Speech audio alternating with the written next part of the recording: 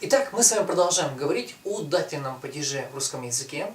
Now we will continue talking about dative case in Russian language. И в этом небольшом видеоэпизоде давайте мы обратим внимание на предлог по и как он используется в этом падеже. Now let's have a look at the preposition по in Russian and how it is used and how it functions in dative case of Russian language. Alright? So, итак, первый пример. First example. Идти по улице. As you notice immediately, we have по. The sentence means to go, let's say along the street. Along the street. Идти по улице. When we speak about the use of the preposition по, когда мы говорим об использовании предлога по, we mean that there is a motion or there is an action, some kind of movement, which happens on the surface of something, на поверхности чего-то. In this case, it is a street. В этом случае это улица.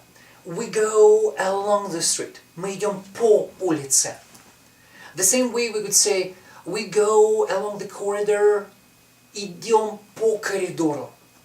Let's say we go along or across the park.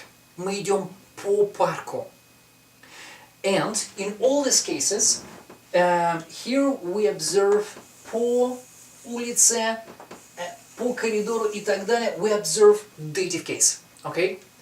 По улице and the word улице is presented here or is used in here in dative case.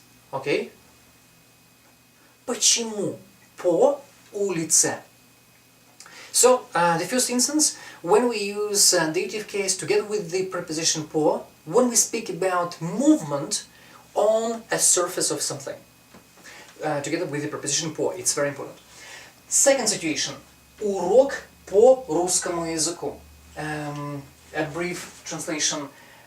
Lesson, let's say class, a lesson on Russian language.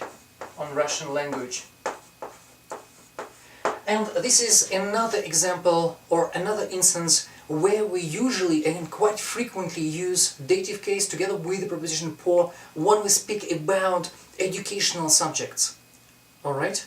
When we speak about a lesson or maybe a book on something or a copybook or some kind of resource on a particular subject. And if we speak about a particular subject, then usually in Russian we use preposition по together with the dative case. Alright? Урок по русскому языку. Учебник по музыке. A textbook on music class, for example. Alright? So again, in here, по and then the other words, it's again dative. Alright?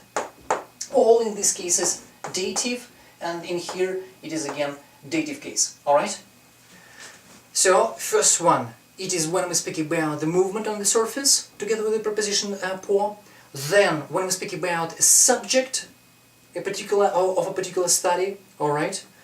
Учебник по литературе, урок по русскому языку. And one more, when we speak about means of communication. As it is seen in this example. Говорить по телефону. To speak.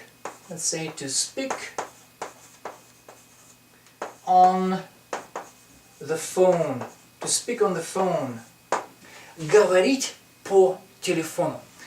And here, по together with a word in dative case again.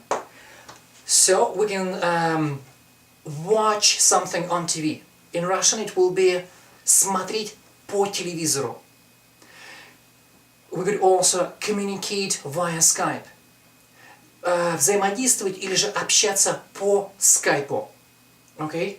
So whenever we speak about the communication, the means of communication, via something, on something, like on the phone, we usually use dative case together with the preposition по in Russian language. The same way as it is presented in here. Говорить по телефону. Общаться по скайпу. Звонить, опять же, звонить по телефону или же писать сообщение по Вайберу. To write a message via Viber. Alright? So, just to summarize, again, we use dative case in Russian language together with the preposition по in three main instances.